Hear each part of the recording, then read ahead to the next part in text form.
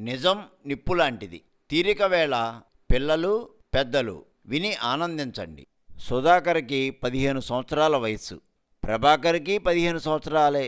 ఈ ఇద్దరూ ఒకే స్కూలులో చదువుతున్నారు, స్నేహంగా ఉంటున్నారు. సుధాకర్ బాగా చదువుతున్నాడు. చదువులో, ఆటల్లో, ఆరోగ్యంలో, గుణంలో అన్నిటా బుద్ధిమంతుడు, మంచి ప్రవర్తన కలవాడు. ప్రభాకర్కి ఉన్న గుణాలు అన్నీ సుధాకర్ గుణాలకు పూర్తి వ్యతిరేకం.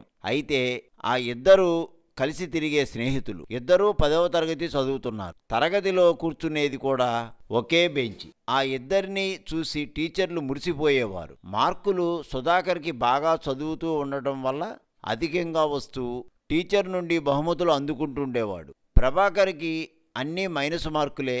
అతన్ని ఆ విషయంలో టీచర్, సుధాకర్, తతిమా పిల్లలు హేళన చేస్తుండేవారు. తనతో పాటు బాగా చదివి మంచి మార్కులు తెచ్చుకోవాలనే తనను హేళన చేస్తున్నట్లు చెప్పేవాడు సుధాకర్.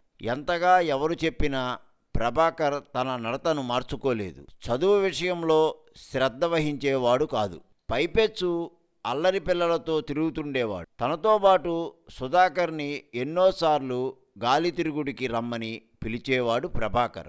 సుధాకర్ వాళ్లతో స్నేహం చేసేందుకు తనకు ఇష్టం లేదని, వాళ్ళు చదువులేని చవటలు, అల్లరి వాళ్ళని, వాళ్లతో స్నేహం చేస్తే తన తల్లిదండ్రులు ఊరుకోరని చెప్తూ వెళ్ళేవాడు కాదు. సుధాకర్ ఆ విధంగా చేయడం ప్రభాకర్కి కష్టమనిపించింది. మరి నాకు మార్కులు సరిగా రావడం లేదు కదా, నువ్వు అంటున్న జులాయిలతో స్నేహం చేస్తున్నాను కదా, మరి నాతో ఎందుకు స్నేహం చేస్తున్నావు అని అడిగాడు.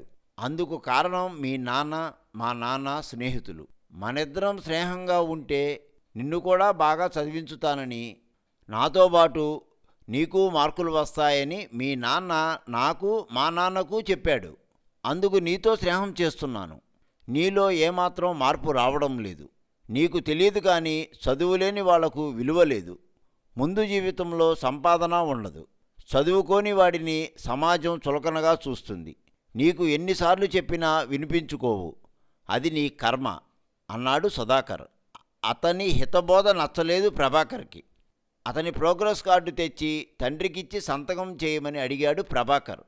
అంత క్రితమే ఏదో పని మీద వాళ్ళ ఇంటికి వెళ్ళినప్పుడు సుధాకర్ ప్రోగ్రెస్ కార్డును చూశాడు ప్రభాకర్ తండ్రి.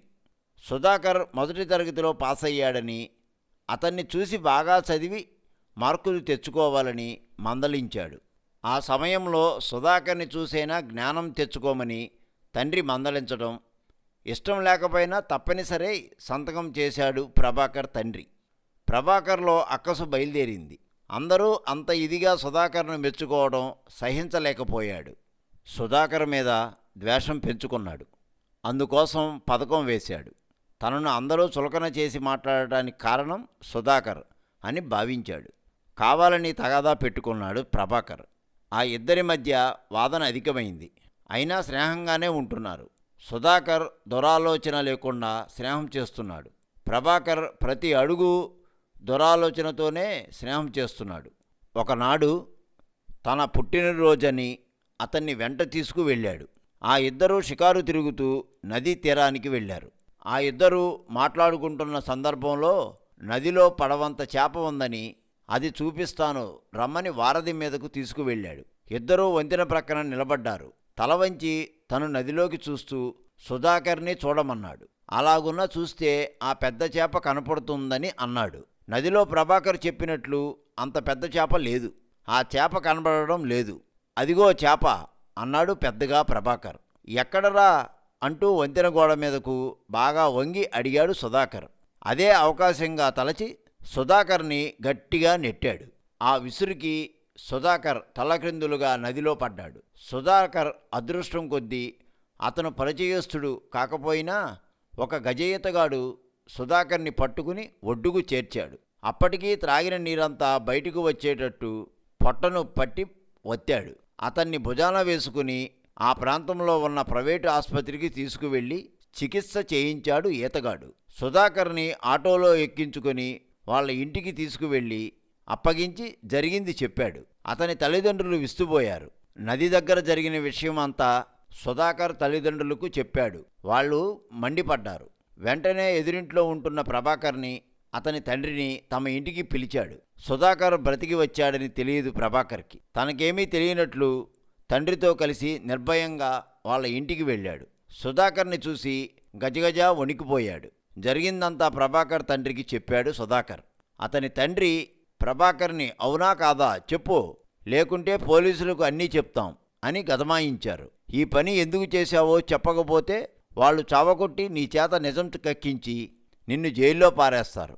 నిజం చెప్పు అన్నాడు ప్రభాకర్ తండ్రి. ప్రభాకర్ తనే నదిలోకి తోసినట్లు ఒప్పుకున్నాడు. అందుకు కారణం తనకంటే అన్నిటిలో గనుడు అయినందుకు. తన మాట విని జులాయిల వద్దకు రానందుకు తనే ఆ పని చేశానని ఒప్పుకున్నాడు. ఆ వెంటనే ప్రభాకర్ తండ్రి ఒళ్ళు తెలియని ఆవేశంలో ప్రభాకర్ని చితకతన్నాడు. ప్రభాకర్ చచ్చిపోతాడు తండ్రి కొడుతున్న దెబ్బలకు అనిపించింది సుధాకర్ తండ్రికి. కొట్టవద్దని అడ్డు వెళ్ళాడు. ప్రభాకర్ తండ్రి చీ అనుకుంటూ కర్రక్కడ పడేసి తన కొడుకు చేసిన నీచపు పనికి తనను క్షమించమని కోరాడు. నువ్వేం చేశావులేరా, మనం బిడ్డల్ని కంటాము గాని వాళ్ళ రాతల్ని కనం కదా. నువ్వు వాడిని మొదటి నుండి గారాభంగా పెంచి వాడిలో సోమరితనాన్ని పెంచావు. దానికి తోడు ప్రస్తుతం వస్తున్న వెధవ సినిమాలు పిల్లల్ని బాగు చేయడం లేదు. వాళ్లకు నీతి చెప్పడం కాదు, ఎక్కడ ఎవరిని ఏ విధంగా చంపాలనో ఎవరిని ఏ విధంగా కొట్టాలనో ఇటువంటివన్నీ అలవర్చుకుంటున్నారు.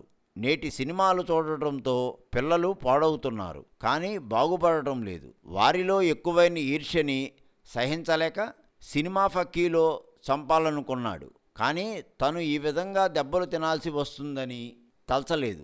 ఇంకెప్పుడు అటువంటి పనులు చేయవద్దని మందలించి ప్రభాకర్ని వదిలేశారు.